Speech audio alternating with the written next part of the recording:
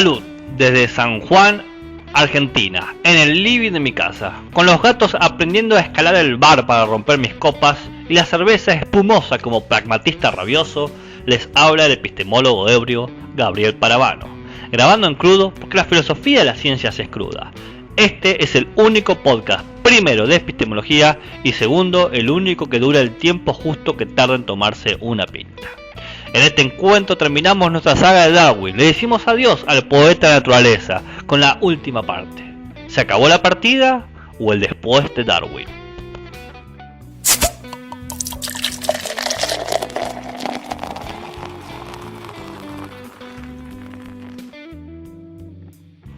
Lo último que escuchamos de nuestro inglés favorito fue la propuesta genética de su, que yo llamé, lamarquismo invertido. En vez de darse la adaptabilidad en los órganos, por ejemplo la extensión del cuello de la jirafa por el constante uso, se da la adaptabilidad en las células. Por ejemplo, se estructuran las células para que la descendencia tenga el cuello más alto ante la presión del ambiente. Ya saben de lo que estoy hablando, de esa extraña tesis que parece metida a la fuerza en la teoría de la selección natural, conocida como la pangénesis, una explicación materialista y específica de cómo funcionaría la vida, de por qué varían los individuos, un principio vitalista de afinidad bioquímica que modula y conduce la vida de todas las especies, que postula, de forma resumida, lo siguiente: todas las unidades del cuerpo se desprenden unos embriones diminutos, llamados por Darwin gémulas, que se reparten por todo el organismo en busca de adaptación y o resistencia, siendo esto el producto de la variación biológica que se pone en juego en los ecosistemas. Lo sé, es una teoría media rara. Veamos qué pasó con todo esto. Cuando se postuló esta teoría se la consideró como un detrimento de la tesis darwinista, por lo que algunos autores se vieron obligados a modificarlas o desecharlas rápidamente, como tratando de salvar al darwinismo del propio Darwin.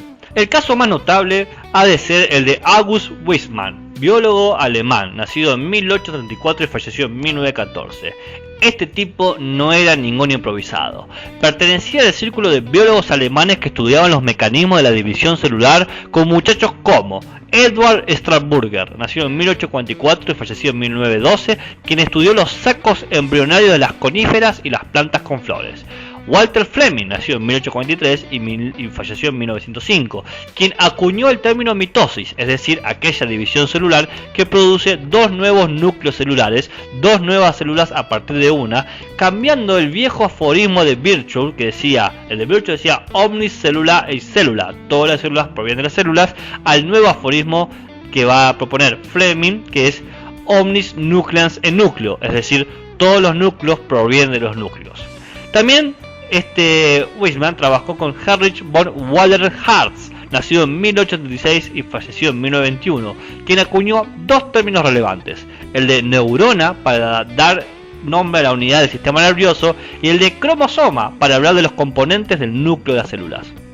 Y por último aparece Edward van Beneden, nacido en 1846 y 1910, quien descubrió que los cromosomas señalados por Hartz son los que organizan a la meiosis, esto es, aquel tipo de división celular que crea gametos, que es lo mismo de decir aquel proceso biológico que produce las células de reproducción sexual, por ejemplo, los óvulos o los espermatozoides. Estos tipos no eran unos improvisados. ¡Son un fenómeno! ¡Déjame de joder! Con este equipo parece que tenemos más que un contexto de discusión para poner en entredicho la teoría de la pangénesis darwiniana. Todos estos científicos serán quienes darán las bases para la genética contemporánea y salvar al darwinismo de Darwin. Así como Darwin en muchos aspectos fue un neolamarquiano, Weismann será en muchos aspectos un neodarwinista, manteniendo lo necesario de la teoría de la selección natural, pero dejando de lado los errores, acomodando esta perspectiva biológica a los asombrosos avances de la época. Para que noten su darwinismo, vamos con esta breve cita. Todo individuo vivo hoy, incluso el más alto, debe derivarse en una línea ininterrumpida de las formas primera y más baja. ¿Contentos? Bien. En primer término, Weismann entenderá que la pangénesis no tiene correlato con la realidad, por ello va a postular una nueva teoría, es decir, pangénesis es puro ciencia ficción. Es necesaria una nueva teoría. La teoría de Weismann se va a llamar la teoría del germoplasma, que suena como un arma de los Power Rangers. ¡Hacha de poder!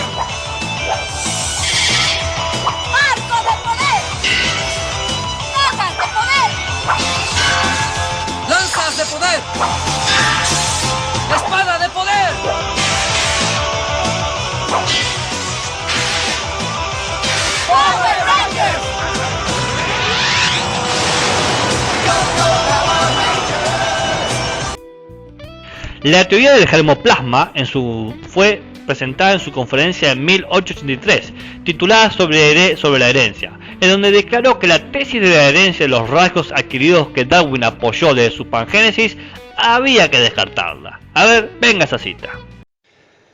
En mi opinión, no hay absolutamente ninguna prueba confiable de que los talentos hayan mejorado con su ejercicio a lo largo de una larga serie de generaciones. La familia Bach muestra que el talento musical y la familia Bernoulli, ese poder matemático, se puede transmitir de generación en generación, pero esto no nos enseña nada sobre el origen de tales talentos. En ambas familias, la marca de agua del talento radica, no al final de la serie de generaciones como debería serlo si los resultados de la práctica se transmiten, sino en el medio. Nuevamente, los talentos aparecen con frecuencia en algún miembro de una familia que no ha sido distinguido previamente. Luego, dejando de lado este adaptacionismo duro e interno, tenemos que pensar en cómo es el medio de herencia para pensar y comprender la adaptación, pensaba o comprendía Weismann. Aquí entra la teoría del germoplasma o del plasma germinal, lo cual reconoce que hay dos tipos de células, unas germinales que tienen la información heredable de los progenitores a su descendencia y otras somáticas que tienen una función corporal del individuo. Aquí las gémulas darwinianas no serían lo común, sino que entrarían en un tipo especial de células que Weismann denominó germinales. Las células germinales definen, norman, establecen cómo se van a comportar las otras células, todas las otras células que las ponemos en una siguiente categoría, que eran las células somáticas. Por lo tanto, las células germinales estructuran al ser vivo, pues especifican la forma, los órganos, los ciclos, etc. Pero, a diferencia de cómo comprendía Darwin, las células germinales no son reutilizables para Weismann. Recordemos que Darwin, en esto que yo llamo lamarckismo invertido, aclaro, no sé cuántas veces aclararlo, pero lo llamo yo, no está en ningún libro. A mí me parece que la mejor forma de sintetizar este último periodo de Darwin es con lamarckismo invertido. Bueno, para Weismann, las células germinales no son reutilizables, porque para Darwin, en su lamarckismo invertido, las gémulas que él proponía podían constantemente adaptarse, mientras que para Weismann sería algo así como de un único uso. Una vez que se diferencian, la información no puede modificarse o llevarse a otro lado. Queda. Es decir, que una vez que se diferencia, es decir, una vez que define una parte de la estructura del ser vivo, esta queda ahí y se convierte luego en una célula somática. Así, habría células que generan las variaciones de los individuos, pero solamente para formarlos, para establecer cómo serán, y una vez que son lo que son, por ejemplo un pollito, ya no hay vuelta atrás. Es lo mismo decir que las células del pollito no podrán adaptarse internamente para que la descendencia del pollito venga con una variación preadaptada al medio. Por ejemplo, ahora el pollito puede, qué sé yo, no se me ocurre nada, hacer pochoclos. Pero no me crean a mí, vamos con la cita. El desarrollo del núcleo plasma durante la ontogenia puede compararse hasta cierto punto con un ejército compuesto por cuerpos que están formados por divisiones y por brigadas y así sucesivamente. Se puede considerar que todo el ejército representa el nucleoplasma de la célula germinal. La primera división celular puede estar representada por la separación de los dos cuerpos, formados de manera similar, pero con deberes diferentes, y las siguientes divisiones por el desprendimiento sucesivo de divisiones, brigadas, regimientos, batallones, empresas, etc. Y a medida que los grupos se vuelven más simples, su esfera de acción se vuelve limitada. Si prestaban atención a la cita, se ponen en juego varias cosas. Primero, hay una metáfora de rol y jerarquía destinadas a que quede clara la diferencia entre las células germinales y somáticas. Las células germinales definen unilateralmente la función de las células somáticas. Segundo, toda esta definición de lo germinal sobre lo somático ocurre en el núcleo, por ello se habla de un nucleoplasma. Y tercero, siguiendo el aforismo de Fleming, omnis nucleus en núcleo, es decir, todos los núcleos provienen de los núcleos, se señala que el origen de las características y variaciones de los individuos proviene del núcleo de las células. Pero aún hay más. Esta distinción fuerte entre las células germinales y somáticas tendrá dos consecuencias. Si no lo vieron, levanté el dedo haciendo el gesto 2. Por un lado, y varias décadas después de esto, se utilizará como base esta teoría para distinguir biológicamente al genotipo, aquella parte del núcleo celular que tiene información, del fenotipo, la expresión del genotipo en un determinado ambiente. Es decir, se basa la teoría y la comprensión biológica y genética de los seres vivos en la vieja teoría de Weismann.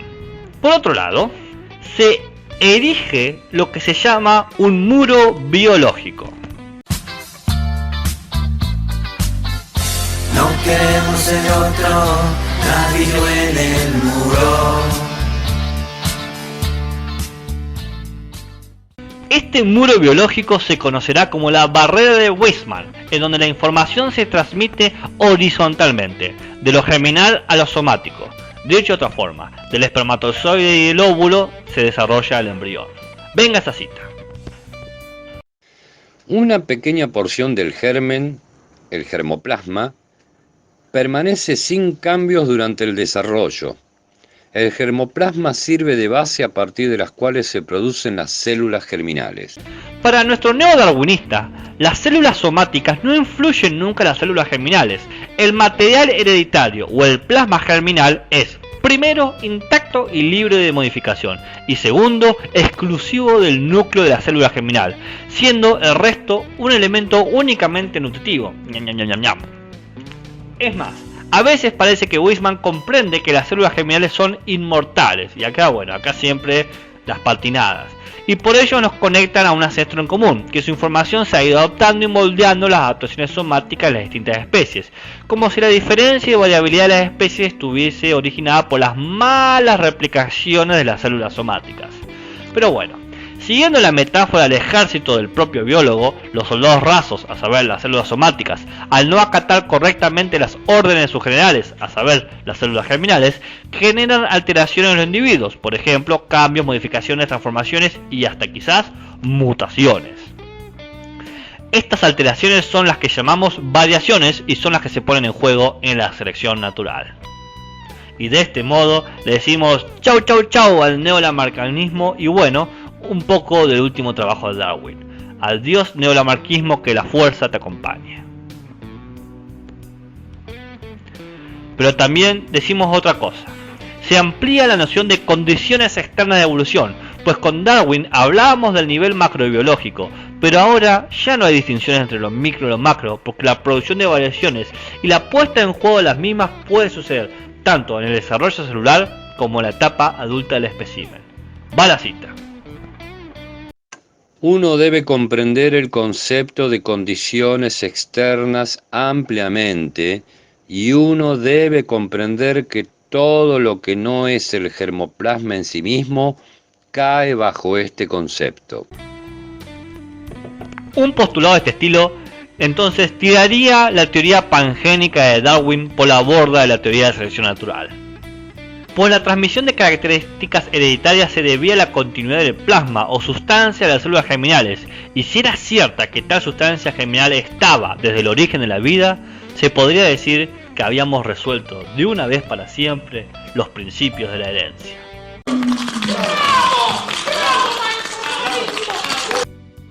Pero, siempre hay un pero.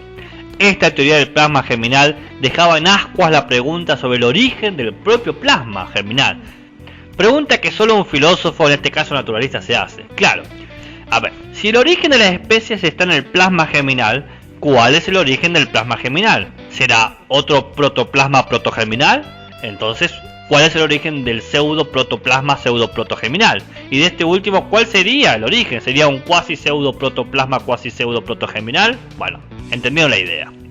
La respuesta de Weismann es tan buena como haber dicho ni idea, pues conjeturó que probablemente con el surgimiento de la vida, esta tenía un potencial evolutivo de desarrollar variaciones específicas, un deus ex machina metido así por la puerta grande. Es decir, que Weismann suponía que las primeras células, formas o formas de vida serían algo así como seres unicelulares toti, toti, toti, toti, toti. Toita kufamba toti toti kufamba kwevakatanya manyafiya uchikeze chitoti aungachoke mukombi vamwe vakagara toita kufamba toti toti kufamba kwevakatanya handina hangu nyemedze utikoni chinu chandinoziva choche kufungama. A ver, de vuelta, para Weisman suponía que las primeras células o formas de vida serían algo así como seres unicelulares totipotentes, lo que es lo mismo decir seres sencillos de una sola célula que en sí tenía la capacidad de dirigir todo el desarrollo del organismo. Eso lo hace totipotente. Esta hipótesis del totipotente, de decir que puede una célula dirigir o un tipo de célula dirigir todo el desarrollo de un organismo, servía para justificar la variedad de Weisman, pero tenía dos graves problemas. Primero, que en el desarrollo de la evolución la capacidad de una única célula de comandar todos los cuerpos se iría perdiendo, desvaneciendo, diluyendo, se iría despidiendo. Como si el plasma germinal primordial perdiera ese potencial evolutivo, a la vez que, paradójicamente, las especies se multiplican y diversifican en el largo de la vida. Segundo, si el origen del contenido hereditario debería buscarse en los organismos unicelulares, ya que en ellos no hay diferencia entre células germinales y células somáticas, entonces, originalmente la variedad de Weisman no existe. Es decir, la hipótesis construida para sostener el muro, las totipotentes, llevó a que el muro se perdiera. Y yo aquí perdiendo el tiempo. Y así como todos los muros, el muro de Weisman se cayó. Es más, el biólogo alemán Hans Driesch, nació en 1867 y falleció en 1941, demostró en 1891, estudiando los erizos de mar, que las células tienen todo el material genético sin importar cuántas veces se la vida. Es decir, que sus comandos o patrones están en toda el área. Es decir, que si existen células totipotentes, pero eran lo más común de lo que aparecían, generándose una nueva división. Ahora tendrían, en vez de gémulas o células germinales, las células totipotentes, y en vez de otras células como las somáticas o los corporales, las células pluripotentes, que pueden hacer casi todo. ¿Qué quiere decir? Di algo o van a creer que eres idiota. A lo hecho, pecho. Bien. De igual manera, la variedad de Weisman sirvió como modelo para que el botánico, genetista y fisiólogo danés William Johansen, nacido en 1857 y fallecido en 1927, quien recortará todas estas discusiones sobre la pangénesis y darwinismas o weismanianas en un término más sencillo que quizá les suene. Él va a acuñar todo esto en un término que va a ser gen. Gen. Este término apareció en su libro de 1909, titulado Los elementos de la herencia. Va la cita. Ninguna hipótesis sobre la naturaleza de este algo se avanzará de ese modo o se basará en ella. Por lo tanto, parece más simple usar la última sílaba gen tomada de la conocida palabra pangénesis de Darwin. Por lo tanto, diremos simplemente gen y genes. La palabra gen está completamente libre de toda hipótesis.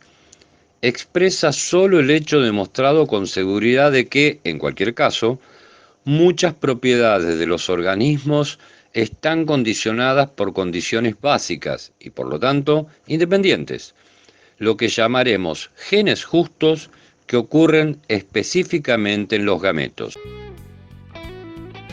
Con este término, Wilhelm podrá establecer entonces la distinción entre genotipo y fenotipo que mencioné anteriormente, a saber, lo que se heredará y cómo habrá de manifestarse o expresarse, originándose con ello el estudio de la genética como tal, ciencia biológica que adoptará el nombre de, a ver, adivinen, si estudia el gen, sí, genética, siempre tan originales los científicos. Pero no me crean a mí, aquí va la cita.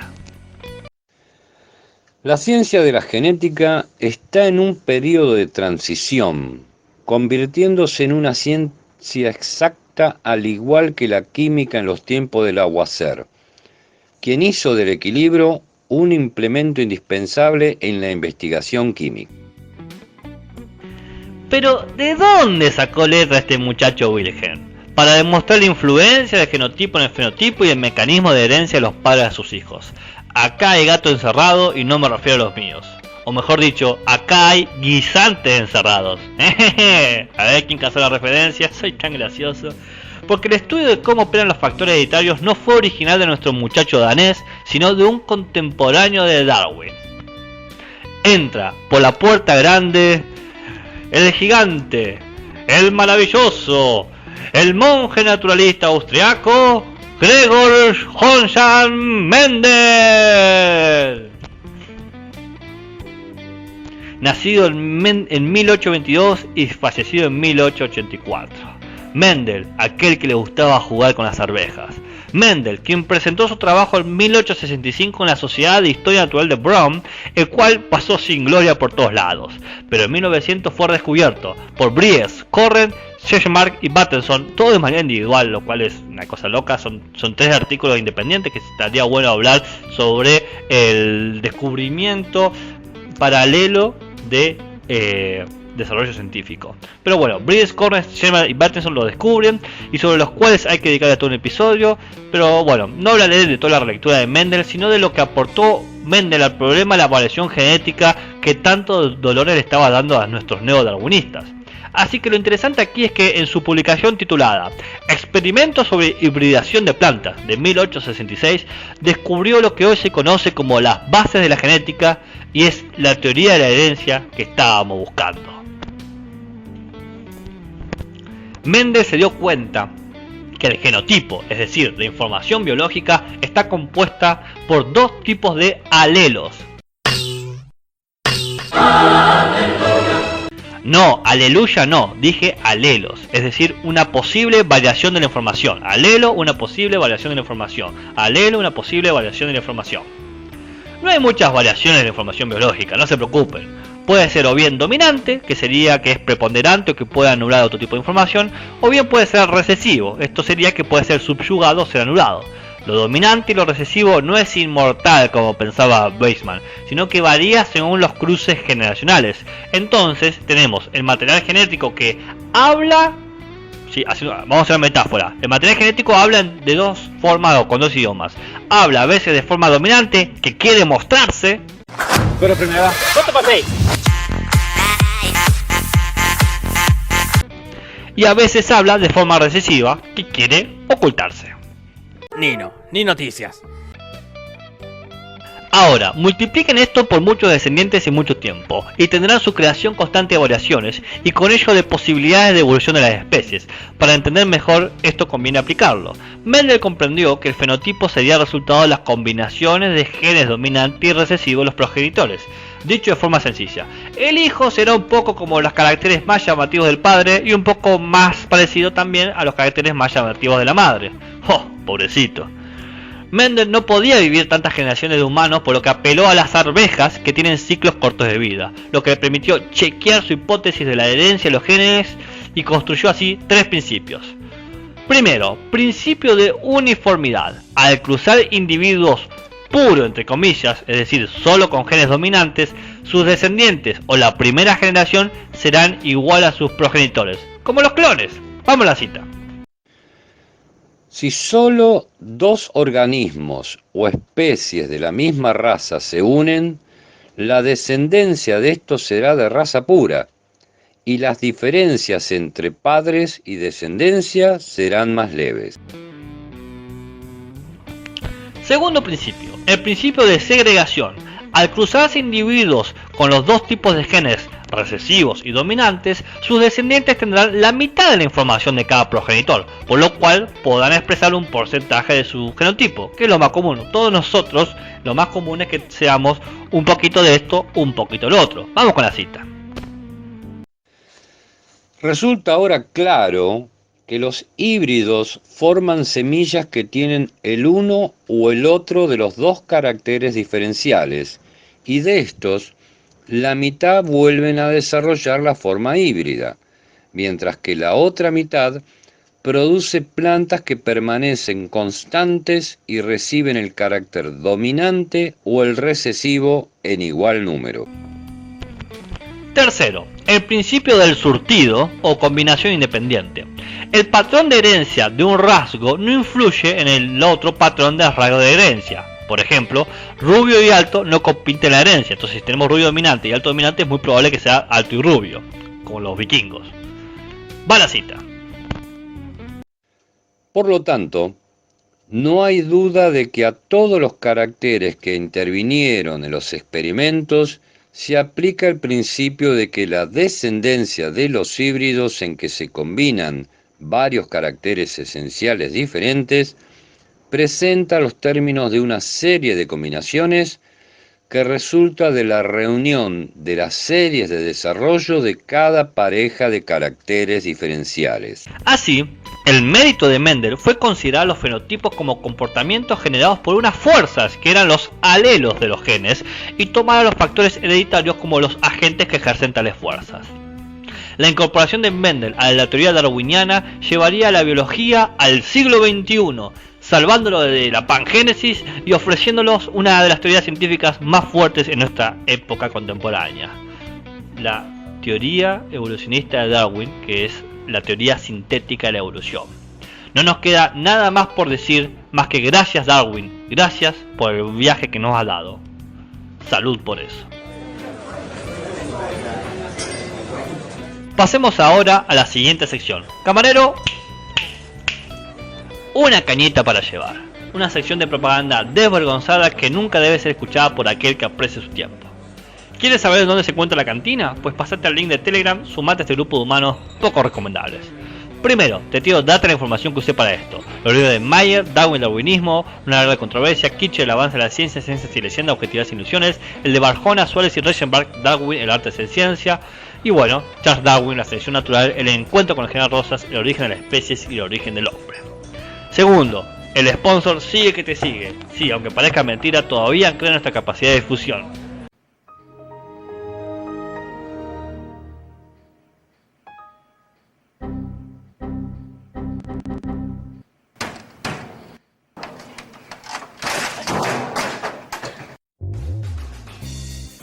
¿Vivís en el cono sur, en Chubut, y necesitas una reparación o un mantenimiento en tu PC porque estás todo el día escuchando podcasts llenos de virus? ¿Se te perdió ese artículo científico o esas fotos del viaje y te das por finiquitado? Bueno, llegó Exodus, soluciones informáticas. Bueno, justamente hacen eso, darte soluciones informáticas. Deja de romperte la cabeza y llama a un profesional. Comunicate al 280 45 20 963. Si decís que vas de parte mía, te hacen un 10% de descuento. Con lo que ahorrás, te tomás la cerveza mientras esperás la computadora. Salud por Exodus, soluciones informáticas. Tercero, ¿qué te pareció la saga, Si eres un feligrés, es hora de que tomes tu papel de responsabilidad en todo esto. Tenés que divulgar la palabra, la epistemología está cerca. Corre al lugar más cercano, corre y dile a los visitantes, suscríbanse al epistemólogo ebrio, es la única opción epistemológica en este lío podcastero. Si no sos un devoto, es necesario que avises que el fin ya está aquí, que por las rendijas de la trama del podcast, un insulto, un sinvergüenza, un ebrio se está colando y contaminando todo, obligándonos a hablar de epistemología. Rápido, dile a todos que no escuchen al epistemólogo ebrio. Y para escuchar los episodios puedes encontrarme de gira en cualquiera de estos bares: YouTube, Spotify, iTunes, iBooks, Treasure. Si no sabes de dónde insultarme, compartirme, invitarme a una cerveza, mandar fotos de gatos o hablar de algún tema epistemológico, puedes encontrarme en Facebook, Instagram, Twitter o Telegram, siempre como epistemólogo ebrio. Salud y buenas ciencias.